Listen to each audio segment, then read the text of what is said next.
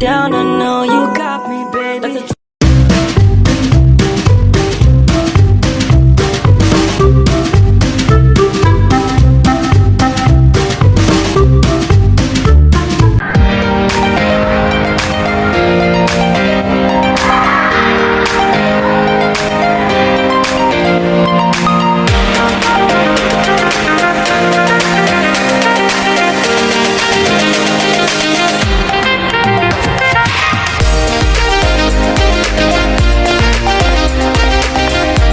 Assalamualaikum warahmatullahi wabarakatuh.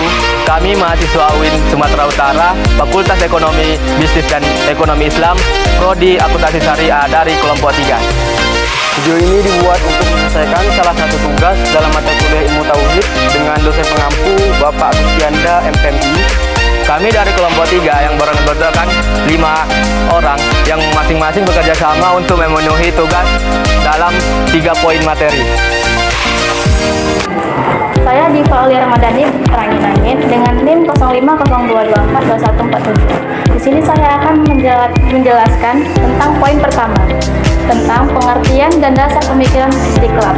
Istiqlal dalam ekonomi Islam dikenal dengan etis atau norma, di mana segala sesuatu yang dimiliki oleh manusia hanya titipan dari Allah Subhanahu wa taala. Dalam ekonomi Islam yang sudah mengenal akan sumber daya akan menitikberatkan kepada kepemilikan sumber daya, di mana Allah pemilik mutlak dari segala ciptaannya dan adapun manusia hanya pemilik sementara. Sebagaimana dalam firman Allah dalam surat Al-Maidah ayat 120 yang berbunyi, Bismillahirrahmanirrahim. Lillahi mulkus samawati wal ardi wa ma fihinna wa huwa ala kulli syai'in qadir. Yang artinya kepunyaan Allah langit dan bumi dan apa yang di dalamnya, dan Dia maha kuasa di atas segalanya. Assalamualaikum warahmatullahi wabarakatuh. Perkenalkan, nama saya Aisyah Azhara Nasution dengan NIM 0502242061. Di sini saya akan menjelaskan poin pertama mengenai pemikiran dan pengertian dasar istiqlal. Menurut Dr. Yusuf Kordawi dalam kitabnya mengenai norma dan etika Islam, ia mengatakan bahwasannya seluruh harta benda yang biasanya ada manusia pada hakikatnya merupakan titipan dari Allah Subhanahu wa taala. Dikarenakan seluruh alam semesta ini beserta isinya merupakan milik Allah.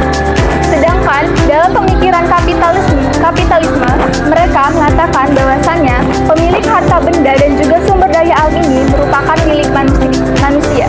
Sedangkan pemikiran dari sosialisme, mereka mengatakan bahwasannya pemilik harta benda dan juga sumber daya alam itu merupakan adalah milik dari kita semua. Kita sama-sama memilikinya bersama. Saya Rafi Alwar Tanjung dengan NIM 0502241001. Etika lingkungan dan generasi mendatang memiliki 3 poin penting, yaitu poin pertama ada prinsip-prinsip etika lingkungan dalam Islam, terbagi menjadi 5. Yang pertama ada tauhid atau keesaan Tuhan, yang kedua ada khalifah atau kepemimpinan, yang ketiga ada hijab atau keseimbangan, yang keempat ada amanah atau kepercayaan, yang kelima ada maslahah atau kemaslahatan umat. Dan poin kedua yaitu etika lingkungan dan tanggung jawab terhadap generasi mendatang, terbagi menjadi 3, yaitu yang pertama ada berkelanjutan atau sustainability, yang kedua ada hak generasi mendatang, yang ketiga ada larangan israf atau pemborosan. Dan poin ketiga yaitu penerapan konsep istiqlal dalam pengelolaan lingkungan, terbagi menjadi 3. Yang pertama ada pengelolaan sumber daya berbasis syariah, yang kedua ada pembangunan berkelanjutan, dan yang ketiga ada keterlibatan masyarakat.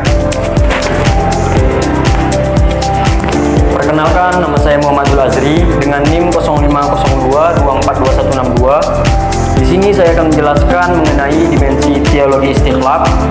Konsep istikhlal mengantarkan manusia kepada pemahaman bahwa yang pertama, harta milik mutlak Allah dan manusia hanya sebagai pemegang amanah.